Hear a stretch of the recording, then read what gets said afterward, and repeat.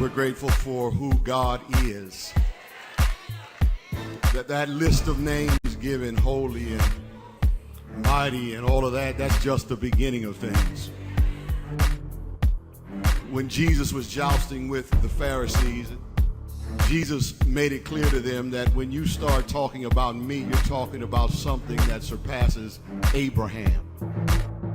Because before Abraham was, he said, my name is I am. In other words, when you open up the book to look at all of the good things that a person can possibly be, mighty and triumphant and awesome and holy, he says that that's just the beginning of it. He had to close the book. Who am I, America? My name is Darrell R. IZARD. I grew up in Hickory, North Carolina, in the projects of Ridgeview. Exactly, the apartment number was 909 South Center Street. I grew up with a single mother who had me and my 3 other siblings. My father was one of the biggest drug dealers in Hickory, North Carolina, him and his twin brother. Because of him slinging and selling drugs, he was incarcerated for most of my life, for about 12 years. So I had to grow up early. Though I was the oldest, but I still had to grow up early and help take care of my siblings and be there for my mom. And growing up early, it made me be who I am today. I experienced bullying from elementary all the way up to my 10th grade year of high school. My mom did the best she could with me and my siblings, had all the good shoes and name brand shoes and clothes. And one day she felt like I was just so ungrateful. And her and my grandma yelled at me and they said, "Why, you seem like you're just very ungrateful. You have everything that anybody could ever ask for. Why are you so ungrateful?" And I immediately just yelled and I said, "You don't understand what I go through at school. The kids are bullying me. They call me names. They pick on the way I talk. They pick on the way I walk." And from there, my mom and my grandma went to the school and they talked to the administrators, and it got better for a little bit, but then eventually it started back again. And it got so bad that I started treating my family bad because of what I was experiencing through school. And my mom sent me off to a group home. But this wasn't an ordinary group home, it was a Christian-based group home where we stayed in church day and night. It was a holiness church that they were a part of. And in this group home is where I found, I would say my calling for ministry, my calling for being an artist and encouraging people. So after about a year, I was able to go home, and I moved in with my great grandmother, who was very sick at the time. So it was very beneficial for not only her, but for me, because I was able to transfer school systems instead of going to the school I was. So after about a year of being in the group home, I returned home and I moved in with my great grandmother, who was very sick at the time. So it was not only beneficial for her, but it was beneficial for me because I was able to move school districts. This school district, it seemed like I should have been there all along. There was no bullying. There was, seemed like the kids had a little bit more, the kids were a little bit more civilized, I would say. So I joined the choir, I joined the band, and got to experience traveling to New York and Disney World and all over singing. It was just like, this is where I needed to be the whole time. So I moved there. It was called Newton Conover High School, where I was there from 10th grade to 12th grade, and still staying with my grandmother, and still dealing with different challenges such as being depressed and ADHD, all these things the doctors kept trying to throw at me. So I had to take medicine and all that stuff. But eventually I was able to overcome all those things with going to therapy and just keeping myself busy. So after high school, I stayed around with my great grandmother for a little bit, and decided what I really wanted to do, what my purpose was. And so I got a little job at Waffle House, and my grandmother bought me a car. And then as I was at Waffle House, I decided that it was time for me to go off, leave Hickory and go off and pursue some things that I felt like I wanted to do. So I ended up at Shaw University in Raleigh, North Carolina, which was my decision, but my mom, she felt like it was too far. She didn't want me to go. In fact, she told me I wasn't going. And I was doing everything I could to make arrangements and get my ride there because my mom didn't want to take me. Eventually, during a counseling session, the counselor talked to my mom and she was like, he needs to experience this. If he doesn't like it, then he can transfer always. So my mom finally decided to let me go, and her and my brothers and my grandma, they all helped me move in. And my first year of college was rough. Just like any freshmen who go off, they've never been off, start partying and hanging downtown a little bit more than I should. And I got in a relationship that kind of ruined me, got me off my focus. So as the term ended, was close coming to an end, I had to be put on academic probation. Well, I was on scholarship at Shaw University. So because I was put on academic probation, I lost my scholarship. And I'm like, man, I can't tell my mom this. What in the world am I going to do? And eventually I just told her, and she's like, well, you got to come home. I'm like, nah, I ain't coming home. I'm just going to take out some student loans. And she said, I'm not signing for no student loans. So I was sitting here trying to figure out how I could take out a student loan without my mom, which wasn't possible. So I lost my scholarship and I had to come back home. And I enrolled in a community college where you go for 2 years and then you can transfer to a university. The people who were over my scholarship told me that if I pulled my GPA up, I can get my scholarship back. So while at this community college, I was doing the best I could to get my GPA up. Then all of a sudden, I get diagnosed with cancer. And this cancer was a type of cancer that my aunt had died of many years ago. And it's crazy because I was dying and I didn't even know it. Just happened to go to the doctor and because I wasn't feeling any aches or pains or anything, but I was losing a lot of weight. And I just felt like it was, I was just losing weight because the medicine that I was on or something, I didn't really just pay it no attention. So when the doctor told me I had cancer, I just cried and cried and cried on my way home. And I told my mom, and we both cried, and we prayed and we cried.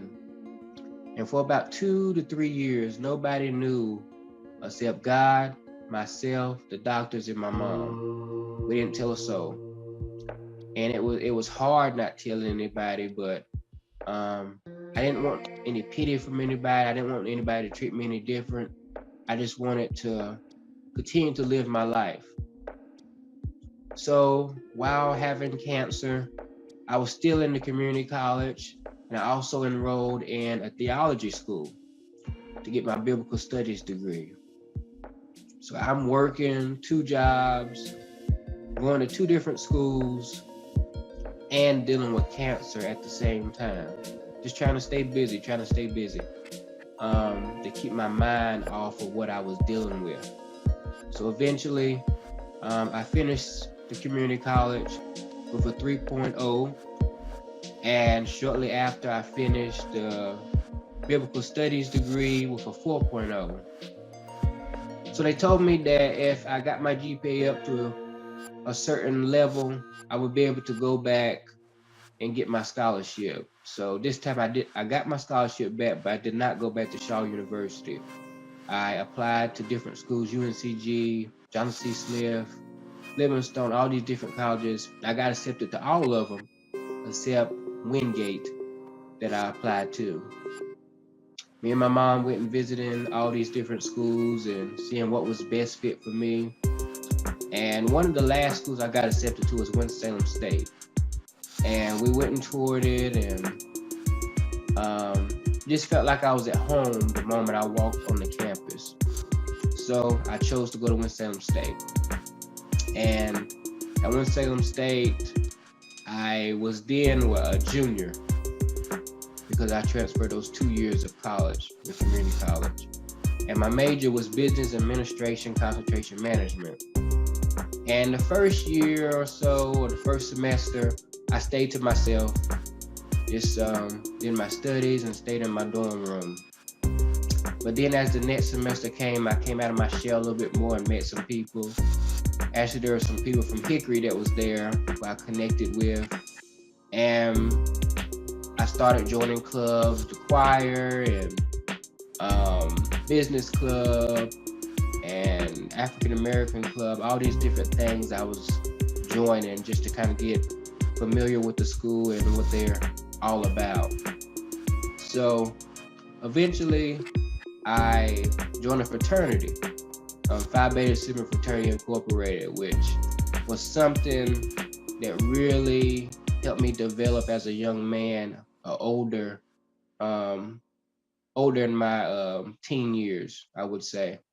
So just growing up in school and things, I didn't really have any guy friends or that brotherhood, I guess you would say. So this was something I was looking forward to having, where you have some brothers you can lean on and they can hold you accountable. And that's exactly what they did. We still talk to this day. It was 9 of us. Matter of fact, it was the biggest line we had in 10 years. So it's very exciting to become a part of a brotherhood that it's a lifetime of friendship and relationships. So eventually I go on to my senior year and doing my senior project and all these things. And I lose my great grandfather, which kind of put another damper on me and led me into depression. I didn't only lose him, but I lost a childhood Sunday school teacher from the church I was a part of. I lost my grandfather, who was very inspirational in my life. He was on the radio for about 50 plus years and MC for different gospel artists like Shirley Caesar and Mighty Clouds of Joy, all those different people. And he inspired me to do my gospel music, a lot of my gospel music and writing. So it was very difficult when I got the call that he had passed. I remember getting the call from a friend, actually. My mom and grandma thought it was best not to tell me, let me get through classes or whatever, but somebody had called me and said, sorry for your loss of your grandpa. And I immediately just started screaming and yelling and just going off. Called my mom and I said, what is this? I'm hearing that Papa is dead. And I just yelled and yelled and yelled. I screamed and cried. I remember a friend coming up the steps and giving me a hug and just trying to comfort me. So that led me into depression. I stayed in my dorm room probably for the next 2 weeks, not going to classes. And my grades went down, but eventually I was able to talk to my counselor, who I hadn't talked to since I've been in school, and it helped me get a little bit, I guess, get some comfort in knowing that my grandpa wouldn't want me to just stop going to classes. He would want me to continue on and finish the course. So I got back in the books and doing long night studies and things so I could get my grades up. And eventually I was able to continue and be successful. I ended like in a 1.82, I would say, something like that. And during that, the pandemic came. So I wasn't able to graduate. I lost my job and had to stay home and do all these things online. So it was very difficult for us who graduated during the pandemic or were supposed to graduate.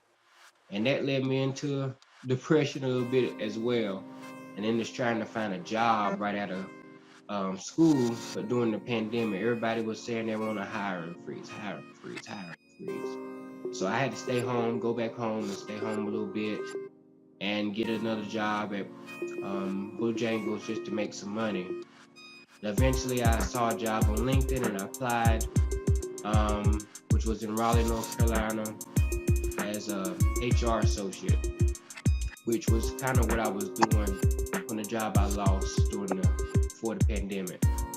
And so I moved to Raleigh. My grandma and my mom and my siblings helped me once again to move to Raleigh. And all of a sudden, I moved to Raleigh and I'm on this job, and the pandemic gets worse. And they laid me off. And I'm like, okay, I done moved all the way to Raleigh. And don't know a soul down here. And you're gonna lay me off. And you knew I was moving here. It was very devastating and I did not know what I was going to do. In fact, it was rough. My mom and them, they didn't even know I lost my job. Luckily, I had a little part-time job that was helping me continue to pay my bills or whatever, but barely making it. Then I looked on LinkedIn again and I found another opportunity where I can apply, kind of in the same field. And I applied and I got the job, and still today, I'm still there. It's been an awesome experience. And just while doing all this, I began to start writing, just writing some of the things I went through and how I have overcame different things, the trials and tribulations, many trials and tribulations, the ups and the downs, the losses, the bad relationships, dealing with the cancer at an early age. I thought I would put it all in a book and encourage people that no matter what you go through in life, you can make it. You can make it on top. God's grace will see you through.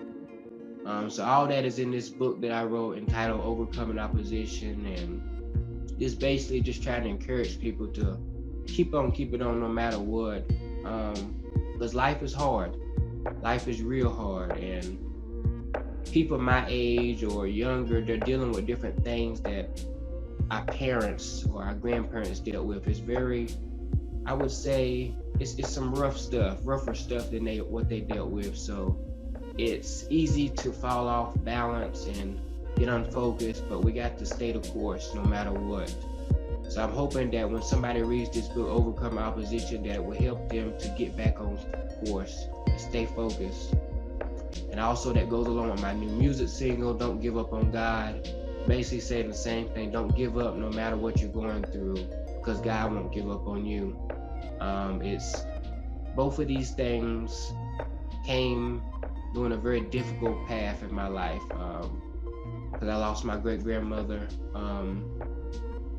last year.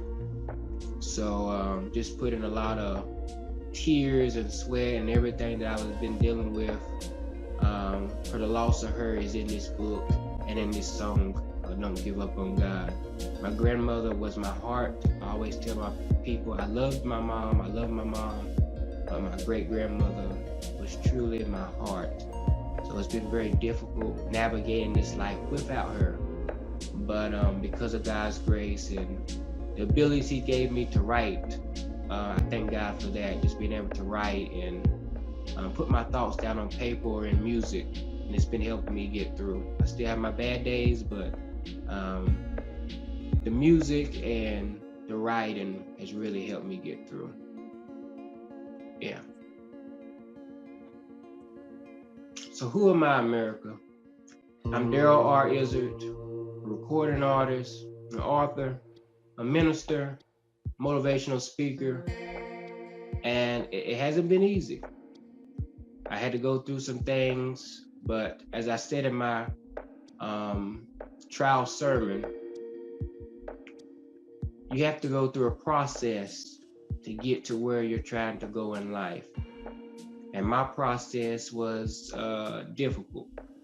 I had to go through a lot of ups and downs, but in the end, I think it's worth it.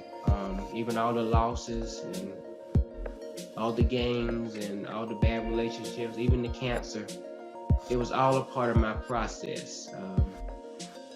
So I could get to my purpose, to my destiny. So I encourage you, no matter what you're going through, to go through your process. No matter what it feels like, no matter what it looks like, no matter what those say about you, go through your process so you can reach your destiny. You can get my book, Overcoming Opposition, on Amazon, Barnes & Noble, any place where you get your book. And you can get my music on all digital platforms. Don't Give Up on God, Darrell R. Izard. And you can go to my website for booking or even prayer requests, or to see my schedule of what I may be doing at www.darrell, DARRELL, Izard, IZARD.com. And no matter what you do, just keep your head up and never give up. God bless.